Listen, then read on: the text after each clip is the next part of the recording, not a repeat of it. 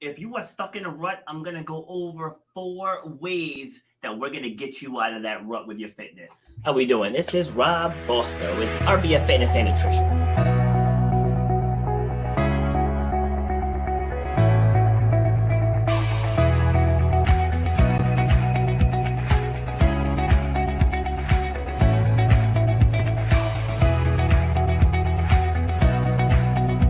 You should know the value that you bring to the marketplace.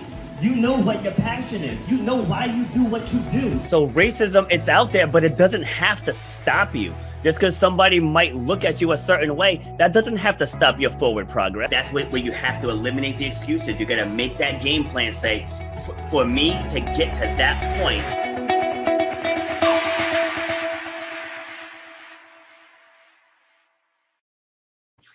hello, ladies and gentlemen, boys and girls, men and women, and anything else in between. So today we're going to talk about you and your fitness goals. So gotta turn down the volume. See, I watched the live stream over here on my phone.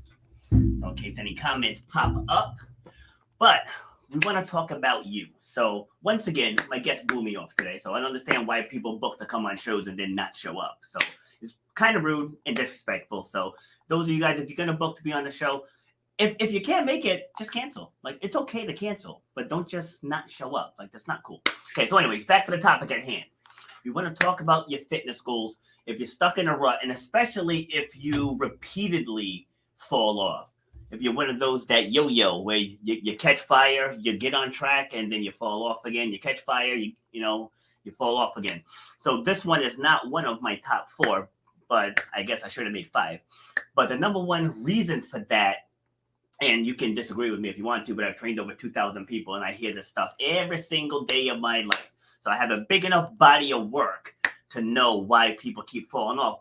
So one of the biggest reasons is because you're an all or nothing person. And all or nothing people, it doesn't work out because you're either all one way or you're all the other way. And so if that's you, knock it off, because you're gonna stay in that cycle forever. So in order to get something that you don't already have, like, you have to do something that you don't already do. Like, that's just how the world works. So I have a couple clients that I told them, like, you only have to be 51%. 51. That's what one of my business coaches always tells us. You just have to be 51%. You don't have to be 100% in. You just have to want it more than you do not want it. That's how you achieve success. That doesn't mean that you can't enjoy the foods that you love. So like when you go all in, you think you can't indulge. So then you go all in. The next thing you know, you're at a party somewhere, and then you see the foods that you like, and then you just dive in. And then now that you dove in, you're like, oh, well, screw it. I already blew it. And then you go all in the other way, where it's okay to have the things that you want. And I encourage my clients to have the things you want. Just don't be foolish about it. Don't be foolish about it. So said we're doing a solo cast, so we're going to keep it short. So it's not going to be an hour today. So let's dive in. So number 1, your goals are selfish. So now hear me out with this one before you go sign off thinking I'm about to attack you. I'm not gonna. This is to teach you. So when your goals are just about you, it's very easy to give up on the thing that you think you want. When your goals tie in with someone else, it holds you more accountable. So the people in my group, I tell them all the time, find someone who is in a worse off physical condition than you are and help guide them. So now that person's going to be dependent on you or looking to you for guidance. Even if you're working with me, so you're looking to me for guidance, I'll give you that guidance, but that other person is going to be looking to you for guidance. And now you have a higher reason than just yourself for getting yourself into the best physical shape that you can. So when you make it about other people, then it's going to keep you going on track. Because I'm just as human as everyone else. So, like, I can't show up to a race not ready to tackle everything when people are looking to me to be their leader. So I have to keep myself in good physical shape. So same thing for you. If you want to get to a certain, whether it's a certain weight, whether it's a certain size, whether you're looking to improve performance, sports performance, or if you just want to walk upstairs without getting winded, make it something bigger than that. So once it's bigger than what you personally want, that's going to drive you to do the things that's necessary, because now somebody else is watching you. Number 2, your reason is not strong enough. So number 2 ties in with number 1. So if you just say, I want to get back into that shirt that's in my closet, that's not a big enough reason, especially if you haven't worn that shirt in years. So that's not strong enough. So it's got to be something much, much bigger. If you're dealing with health issues, I mean, that's got huge, because once you die, you're gone. so it's like, yeah, we're all going to die at some point. And I hear people say that all the time. Well, we're going to die anyway. It's like, yeah, why speed up the process?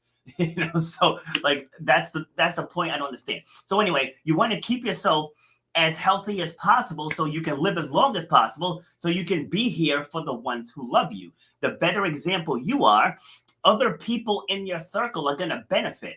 So if you ever been in a group of people where they're all just complaining? It was like, no, nobody wants to be in that group. I mean, unless you're a miserable person, then that's gold for you. But most people don't want to be surrounded by miserable people. So like, if you're looking to be healthy, you can't surround yourself with unhealthy people. It just doesn't work. So leading me to number 3 is you're not surrounded by the right people for your goals. So you need the right people. And that doesn't mean you can't hang out with your friends, but when you're on a mission, you have to commit to that mission. And so when you're having conversations with people, if they're telling you, oh, you look fine the way you are, you don't need to change a thing, their opinion doesn't matter. What you see in the mirror, that's what matters. Your opinion matters. So if you want to look a certain way, if you want to feel a certain way, if you want to be a certain size, that's up to you. So if people are trying to tell you what you should or shouldn't do, then you need to cut them out of the conversation. You don't have to cut them out of your life. Just cut them out of the conversation. Because, we all have those people. Like when I was first starting in business, there were some people telling me, oh, you can't make it. You don't have a college education. You have no savings. How are you going to do this? How are you going to do that? And then you get to, oh, I'm proud of you once, we opened up the full RBF. It's like, yeah, I don't really have a game plan, but I had the desire to succeed. So when your fitness goal, when it's bigger than yourself, you surround yourself with the right people, then you're gonna be pushed to succeed. And then the last thing is, and again, this is for people who are stuck in a rut. You need a coach. Okay, no, seriously, you do, right? You need a coach. And I'm not just saying that because I'm a coach. You need a coach. Before I got to doing what I'm doing now, I got coaches. Before I started my podcast, I got a coach. Before I really got big with the gym, I got a coach. Like, you need a coach, because that's why you keep falling off. It's the coach's job to keep you on track. So don't worry about the expense. It's like when you're investing in you, that's what it is. It's an investment. It's not an expense. So buying a fancy car, that's an expense. That's an expense, because my Mazda will go just as far as any Lexus. So that's an expense. When you invest in yourself, that's an investment. So get a coach, and that coach will keep you motivated. That coach will keep you on track. That coach is going to give you the right information, because just because somebody has a biceps, that doesn't qualify them to guide you. So, oh yeah, I've been working out with my friend at the gym. But there's a lot that goes into how the body processes burning body fat and building muscle. There's a lot that goes into it. So just because somebody has muscles doesn't mean they know how to teach someone else how to get muscles. So, and this isn't saying that you need a coach forever. Maybe get a coach for 30 days. And in that 30 days, you can learn enough to where you can now go and do it on your own. Because there's no shortage of out of shape people out there. So I'm not saying, I want people to come in, teach you what you need to know, and then have you do it on your own. Absolutely. Like, you don't have to stay with me for forever, or whoever you decide that best suits you. And that's the other thing, is don't look for the cheapest person. Look for the best person that can suit your needs. Like my style doesn't work for everyone. And I know that. Like, my style is best for people who are former athletes and they're looking to tap back into that again. Maybe their moms, they kind of lost their way, but that inner drive is still there. And then I'm the right person to pull that inner drive out of you.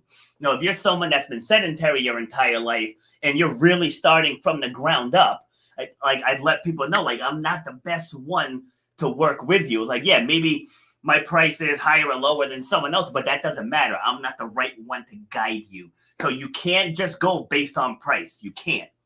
And I tell people, I use this example all the time. So if you're going to go to a wedding and you're going to go and get your hair done, are you going to go to the $10 place, or are you going to go to the fancier salon? And you know the answer to that. You're going to spend $100 for that haircut. You're not going to spend $10 for the haircut because, the quality is going to be different. So it's the same thing in hiring a coach. Find out what their background is. Find out their track record of getting people results. And if those are the results that you're looking for, and you gel with their philosophy, because even though we all learn the same human body, we all have different philosophies about how to train it. So all of those things matter when you're hiring a coach. So like I said, if you're someone who's a self-starter, and then you don't need a coach, that's fine. This is for the people that keep falling off. Okay, if you keep falling off, find a coach. If you're local and you're listening to this, I give one week for free, and I don't pressure people to join at all. So you can come in, and I do virtual classes also too. So you can live anywhere in the world. And so try it for a week. If it gels, cool. If you don't want to join, I don't try to force you, because in that 1 week, you'll know if you want to stay or not. So I don't have to do that. All right. So like I said, I'm going to keep it short. And where are we about? 11 minutes and 40 seconds. I think this is probably my fastest one. So that's all I got for you for today. I will be back on tomorrow. I'll be back tomorrow with April. And April's confirmed she will be here. So have a good day. You've been listening to Shut Up and Grind.